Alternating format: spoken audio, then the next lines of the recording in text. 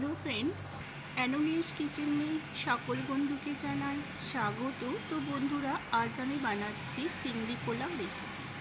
তো স্কিপ না করে পুরো ভিডিওটা দেখবেন, ভালো লাগলে একটা লাইক দেবেন। তো চলুন স্টার্ট করা যাক চিংড়ি পোলাও রেসিপি। তো চিংড়ি পোলাও রেসিপির জন্য আমি এখানে 250 গ্রাম চিংড়ি নিচ্ছি। চিংড়িটা ভালো করে ধুয়ে নেবার পরে এতে আমি নুন আর হলুদ মাখিয়ে নিচ্ছি। তো নুন হলুদ মাখানোর পরে এটাকে আমি সাইড করছি। এরপর আমি এখানে নিয়ে নিচ্ছি টক দই। 3 টেবিল স্পুন আমি টক দই নিচ্ছি। এতে কিছু শুকনো মশলা অ্যাড করছি, হলুদ গুঁড়ো, ধনে জিরে গুঁড়ো আর রেড চিলি পাউডার। এই মশলা ভালো করে আমি মিক্স করে নিচ্ছি।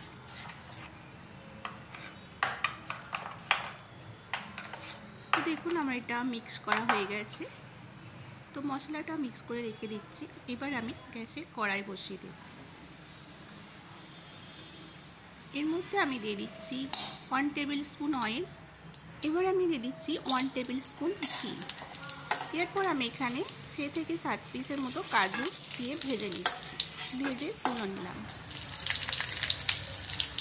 সেম তেলের মধ্যে আমি দিয়ে দিচ্ছি তেজপাতা, আর আমি দিয়ে দিচ্ছি জিরা, লবঙ্গ, ডালচিনি, এলাচ, ফোড়ন। এবার এর মধ্যে আমি দিয়ে দিচ্ছি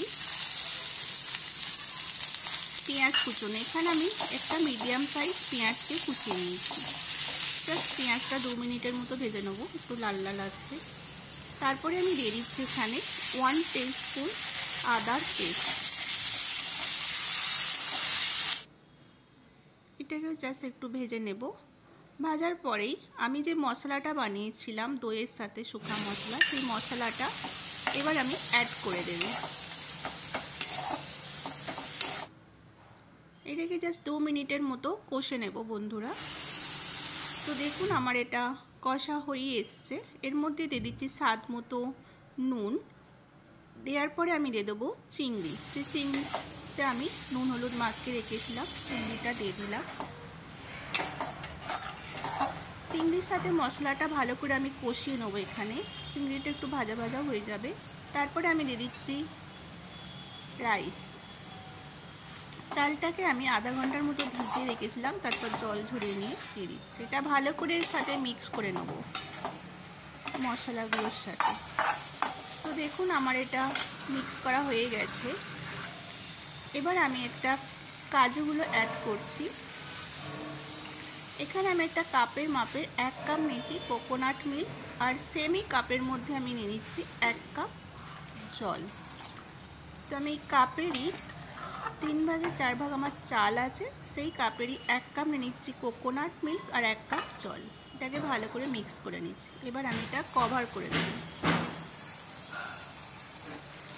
কভার খুলে আমি এখানে 4টে কাঁচা লঙ্কা দিয়ে দিচ্ছি ওপর থেকে। আবার আমি এতে দিয়ে দিচ্ছি স্বাদ মতো চিনি।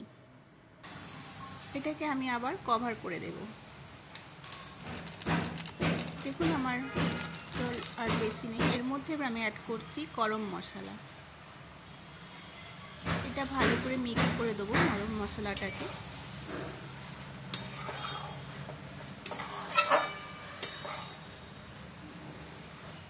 গরম মশলা মিক্স করার পরে এটাকে জাস্ট 2 মিনিটের মতো কভার করে রাখবো। তো দেখুন আমার রেডি হয়ে গেছে চিংড়ি পোলাও রেসিপি। এবার এটা আমি সার্ভ করব। তো এই চিংড়ি পোলাও রেসিপিটা কেমন হলো প্লিজ কমেন্টে জানাবেন, ভালো লাগলে লাইক দেবেন। আর যারা চ্যানেলটি সাবস্ক্রাইবার করেননি প্লিজ সাবস্ক্রাইবার করে দেবেন, আর প্লিজ একটু শেয়ার করবেন।